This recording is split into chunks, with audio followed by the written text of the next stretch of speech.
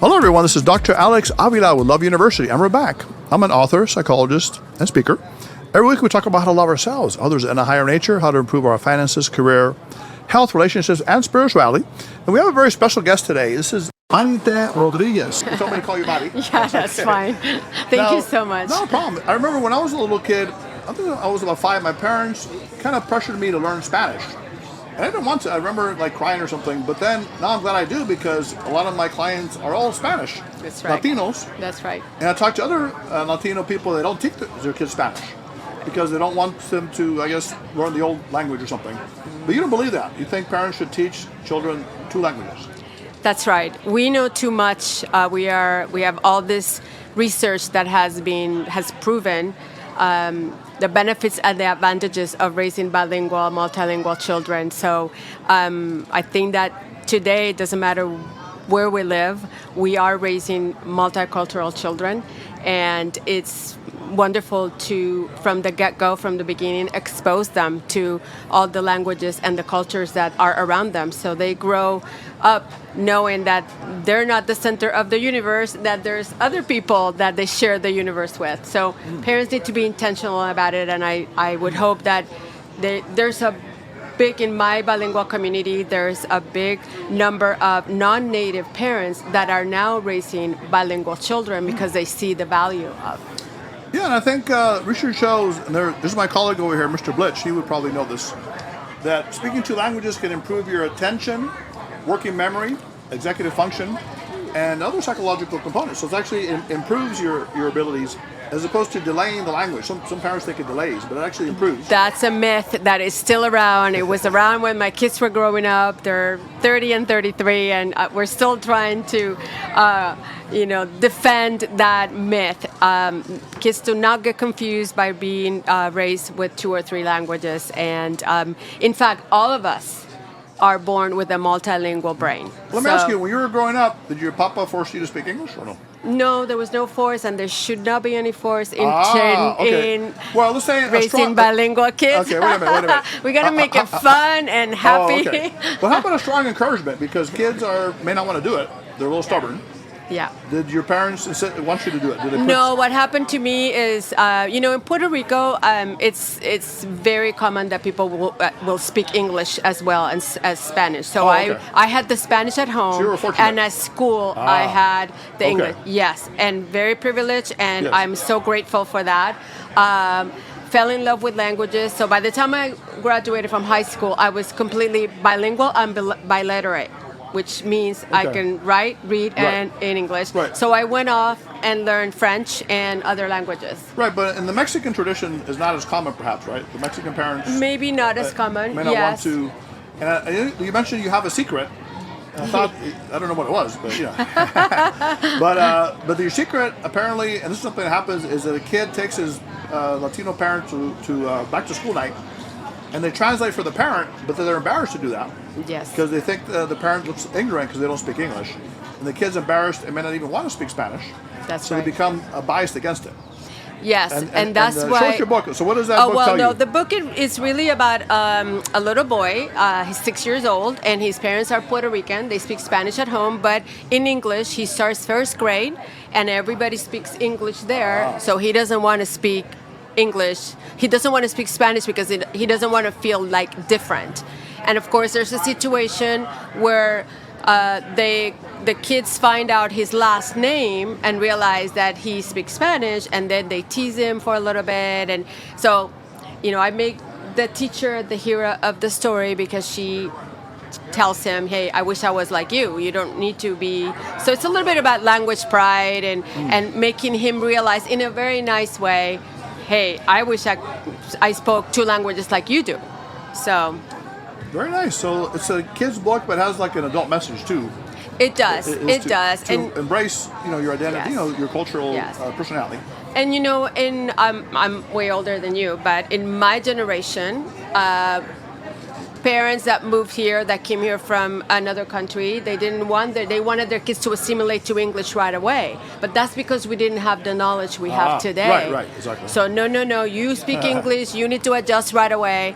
And that's why there's a lot of Latino second or third generation that never learned the language. And now that's kind of sad in a way, right? Now some of these kids are parents, and now they realize, oops, I really want my kids to speak Spanish. That makes sense, yeah. And for what I've seen is that there are three elements to help them. Number one, start early is good.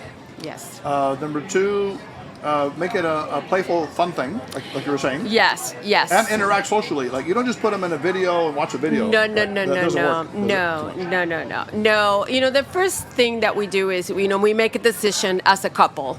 Mom and dad, whatever. The couple makes a decision, and then you come up with a family language plan. And there's a lot of different methods you can use. You can choose the one parent, one language, which is now called OPOL.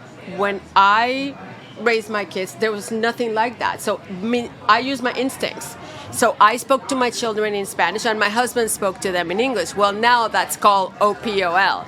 Or there's the minority language at home, or there's time and place, where the family chooses the time and the place to speak the language. So there's a lot of different strategies that you can, and for every family is different, because we all come from, different circumstances and different activities and different routines. So there's not a cookie cutter plan for everyone. I understand. Now, there's an interesting concept, I think, Danny, you remember this, called the Tiger Mom.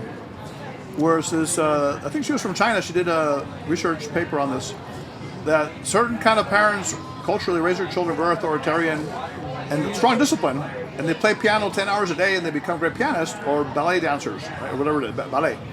Of course, on the other hand, they can become like depressed or anxious. But when it comes to language, though, parents may have to push the kids. So how do you do that? Without being a tiger, first of all, what do you think about tiger moms? Is it good or bad? That's Spanish, that's what she did. That's not what I would have done, but no judgment. We just know too much these days about social-emotional development of a child, right. And we don't want to raise bilingual kids that are going to hate speaking Spanish. We want them to enjoy. So we are intentional. We're consistent, we follow that plan, but we're also flexible. And, there is going to be the day when they come home and they don't want to. So, okay, well, can you repeat to me again in Spanish? Or, then maybe move over to the time and place method for a little while until there is going to be a day when he or she is going to come back and say, oops, I really want to speak Spanish now. It happens. So for that little period, don't get upset, don't get frustrated, don't get mad at the child, for sure. Don't get mad at the child, because there's all these other things that are going on in their lives.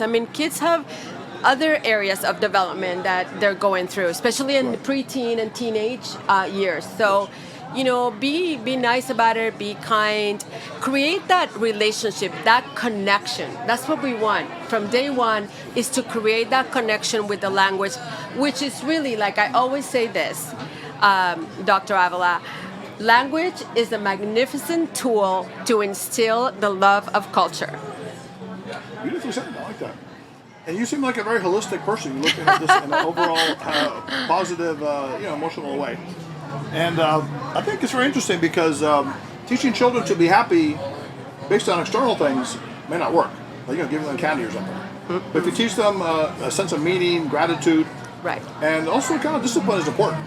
Yes. That's why I was getting to the Tiger Mom, because this one little positive element that you do learn self-discipline. But how do you make it so it's not forced or extreme? Right. But enough. Exactly. See, that's exactly. the key, right? And you just have to have a lot of patience and don't compare your child to another child, because like I say, it's just different for everyone. Right. Let me take a question from the audience over here. If you want to come a little closer. Now I know your psychology, sir. Ask her a question about the whole bilingual. Should the parents force the kids to learn Spanish?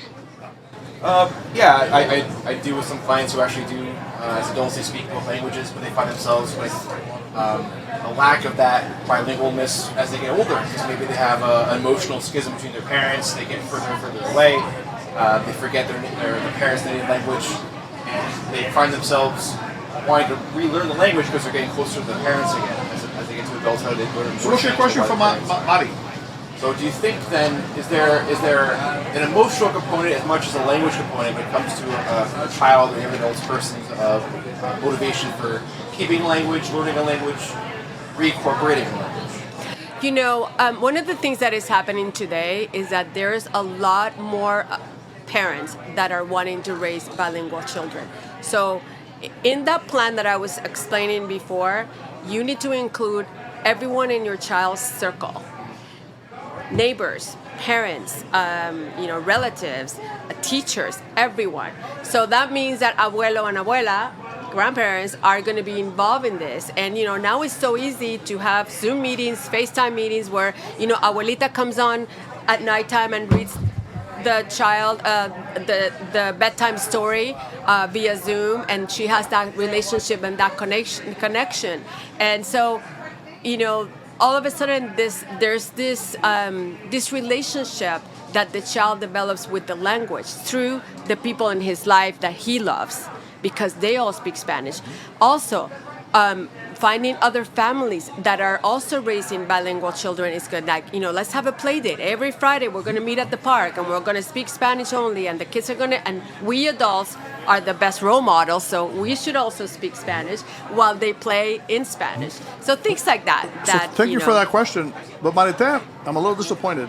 Oh, yeah? What's that? You have not said one word of Spanish today. Ni una palabrita de español. What happened to your bilingualness? Bueno, si usted quiere, hablamos español. Wow. Ahora sí se puede, ¿no? So, ¿tú ayudas mucho a los hispanos también? Sí. Tengo todas las semanas en mi página de...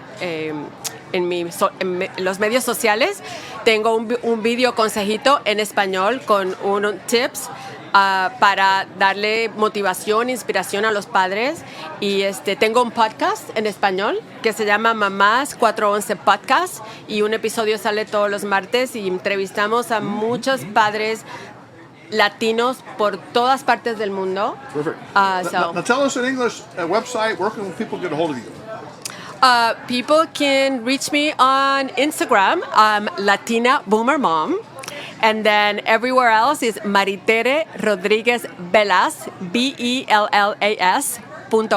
Perfect. It's been a wonderful moment to have you on the show. Thank you so much. Thank you. Igualmente. Pleasure. We'll speak in English and Spanish all day. Okay. And I do love arroz con pollo, which is like a Cuban dish, right? And Puerto Rican. Yes. And also apple pie so-so. Well, I just wanted to demonstrate I like that they all contrast. go together. It's been a pleasure. All right. So Dr. Avila with Love University. Until next time. So that was a great interview live at the Los Angeles Book Festival at USC. We had an amazing time, and this is a great opportunity to interview these wonderful authors and people that have a message that's going to help others. So Love University students, if you want to be on the show in the future, or if you have a show idea and want to comment on today's show, you can reach us at 310-226-8090. You can write to us at loveuniversitylove@gmail.com. You can visit us at loveuniversity.love. You can also download the podcast on Podbean, Spotify, SoundCloud, and iTunes. You can like us and follow us on Facebook and Instagram at Love University Podcast. Follow us on Twitter at Love Letter U Podcast. And you can also go to our YouTube channel, Love University. So until next time, this is Dr. Alex Avila. It's time to put away your notebooks, your iPads, your phones. And class is now dismissed. Love yourself, others, and the higher nature.